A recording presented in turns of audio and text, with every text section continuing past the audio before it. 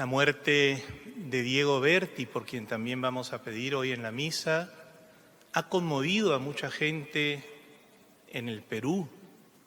Recuerdo que algo parecido sucedió cuando vivía en Colombia con la muerte de Andrés Escobar, aquel jugador de fútbol que metió un autogol en el Mundial de 1994 y después fue asesinado. Yo no quiero reflexionar sobre estas personas, ni mucho menos sobre las circunstancias de su muerte, pero sí creo que es importante, a la luz del Evangelio de hoy, reflexionar en este tema que no siempre nos gusta pensar, incluso que nos da un poco de temor. El tema de la muerte, mejor aún, el tema de mi propia muerte. Y la muerte, cuando pensamos en ella y la miramos con serenidad, nos enseña muchas cosas. En primer lugar, nos enseña a aprovechar la vida. Carpe diem, decían los antiguos. Atrapa el día. Trata de alguna manera, exprimirle el jugo a la vida. Y eso significa que la vida es un don maravilloso, que cada día que vivimos en esta tierra es un regalo de Dios, que tenemos que apreciar el tiempo que compartimos con nuestros seres queridos, no dejar palabras sin decir y muchas veces darnos cuenta que muchos problemas que nos agobian y nos preocupan son en el fondo problemas insignificantes. Yo conversaba hace algún tiempo con una señora cuyo esposo murió de cáncer, muy joven, y ella me contaba que en ese periodo de duelo, y de alguna manera todavía le sucede, se reunía con amigas y me decía, hablan tantas tonterías, tantas frivolidades, y yo he aprendido a ver la vida de una manera distinta a raíz de la muerte de mi esposo. Yo siento que he madurado mucho con esta experiencia que he vivido. Y yo creo que es importante, en primer lugar, hacernos la pregunta, ¿qué viene después de la muerte? Qué difícil debe ser aceptar la muerte para una persona que no tiene fe, para una persona que cree que no existe una vida después de la muerte. Para esas personas, la muerte ciertamente es el final definitivo. No hay nada más. Lo único que queda son la resignación, quizás los recuerdos, las enseñanzas. Pero para los cristianos, nosotros sabemos que la vida no termina con la muerte. El prefacio de difuntos dice, la vida de los que en ti creemos, Señor, no termina, simplemente se transforma. Nuestra patria es el cielo, la casa del Padre. Nuestro destino es encontrarnos con Dios. Y por eso, para un creyente, cuando muere una persona buena, justa, cristiana, esa experiencia de la muerte es sencillamente una Pascua, un paso.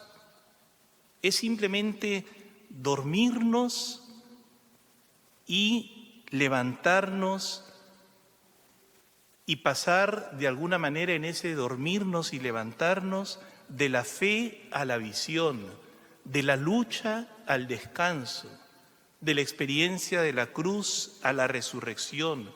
Y no es un paso traumático, ni mucho menos. En el fondo es simplemente, como les decía, dormirnos en esta tierra y despertar contemplando cara a cara el rostro del Señor, de la Virgen, de los santos y de aquellos seres queridos que nosotros creemos que ya gozan del banquete del reino. Yo una vez tuve la experiencia de asistir a la muerte, al entierro, a la misa de entierro de la muerte de un sacerdote amigo, y realmente me quedé impresionado porque era una fiesta, era un momento de mucho gozo y el mismo sacerdote estaba dichoso Y yo dije, claro, es difícil, ciertamente hay un sentimiento humano totalmente comprensible que implica separarnos de nuestros seres queridos, de dolor, pero realmente para el cristiano es alcanzar la meta. Es como cuando un atleta, qué sé yo, gana una medalla en los Juegos Olímpicos. Todos celebramos, todos estamos dichosos porque esa persona por fin ha alcanzado esas metas. Y para nosotros, los cristianos, encontrarse con Dios es lo mejor que le puede suceder a cualquier persona. Pero sabemos también que después de la muerte viene el juicio. Y el juicio no es una broma, no es un asunto trivial e insignificante, porque el juicio decide nuestro destino eterno y le da un peso de eternidad a nuestros actos y a las decisiones que tomamos en esta vida. El juicio divino no es como los juicios humanos, no es un juicio donde uno tenga que hacer muchos argumentos para defenderse o que uno pueda apelar a un tribunal superior, ni es un juicio que dure mucho tiempo. El juicio divino es sencillamente estar cara a cara ante Dios, totalmente desnudos, sin máscaras. Y en un instante, en un segundo, tú vas a ver a Jesús, te vas a ver a ti mismo y vas a saber si has ganado o has perdido tu existencia. Dios ciertamente quiere que nos salvemos. Dios ha enviado a su Hijo al mundo para salvarnos. Y por eso para cada uno de nosotros hay un lugar preparado en la casa del Padre, como dice Jesús. Pero Dios también respeta nuestra libertad. Por eso San Pablo dice en la carta a los Corintios, es necesario que todos nosotros seamos puestos al descubierto ante el tribunal de Cristo, para que cada cual reciba conforme a lo que hizo durante su vida mortal, el bien o el mal. Dios no me condena, soy yo el que me condeno. Si yo he vivido alejado de Dios, en el fondo el infierno no es simplemente la lejanía eterna, la consecuencia eterna de ese querer rechazar a Dios en mi propia vida. San Juan de la Cruz dice, en el atardecer de la vida se nos va a examinar sobre el amor. ¿Cuánto amamos a Dios a través del servicio concreto a los demás? Y recuerden la parábola de los talentos y lo que decía hoy el Señor, al que más se le dio, más se le exigirá. Y en ese sentido creo que sí es importante tener un santo temor, no temor a un Dios castigador, aunque Jesús habla hoy de una manera muy clara del castigo. Dice, el que conoce la voluntad del Señor pero no está preparado, recibirá un castigo muy severo. El que no conoce esa voluntad, recibirá un castigo menor. Pero el santo temor es el temor de alejarnos de Dios, el temor frente al mal que nos puede alejar de Dios y el temor de poder morir alejados de su gracia. Yo quisiera ir concluyendo con 3 recomendaciones concretas que da Jesús en el Evangelio de hoy. Primera recomendación, tengan la cintura ceñida.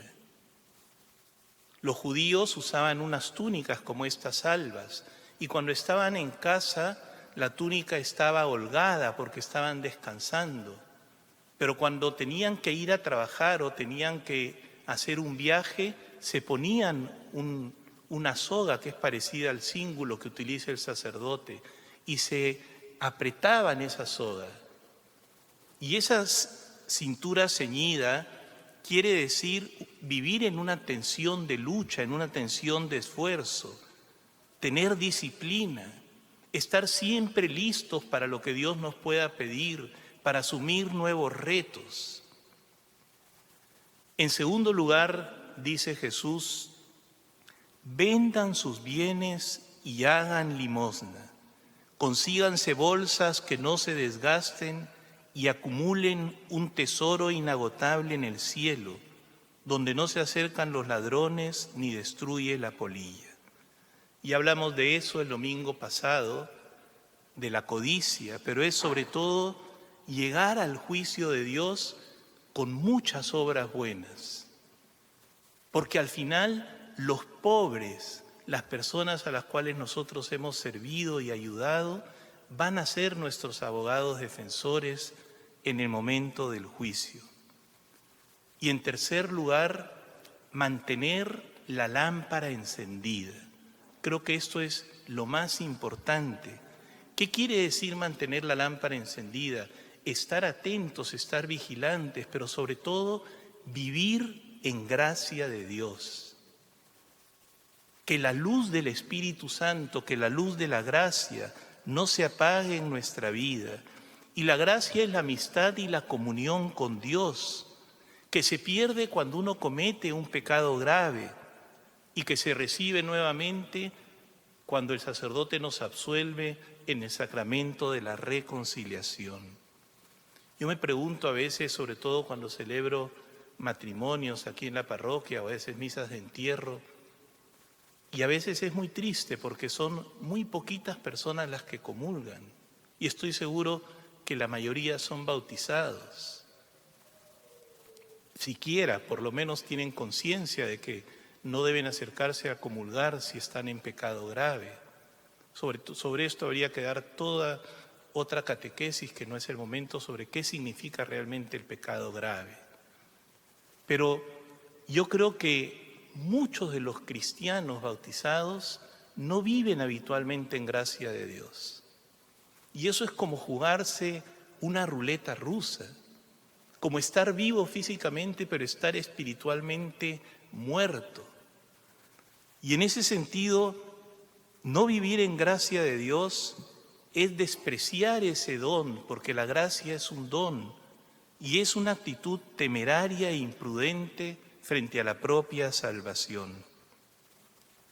San Francisco rezaba en el Cántico de las Criaturas: alabado seas, mi Señor, por nuestra hermana muerte, de la cual ningún hombre puede escapar. Ay de aquellos que mueran en pecado mortal. Vamos a pedirle a Nuestra Señora de la Reconciliación en este mes de agosto, que es nuestro mes, el mes de la Virgen en la parroquia, que podamos tener como ella, miren la imagen, la cintura ceñida, el corazón encendido, y que siempre vivamos haciendo el bien a los demás y estemos preparados para la visita de la hermana muerte. En el nombre del Padre, y del Hijo, y del Espíritu Santo. Amén.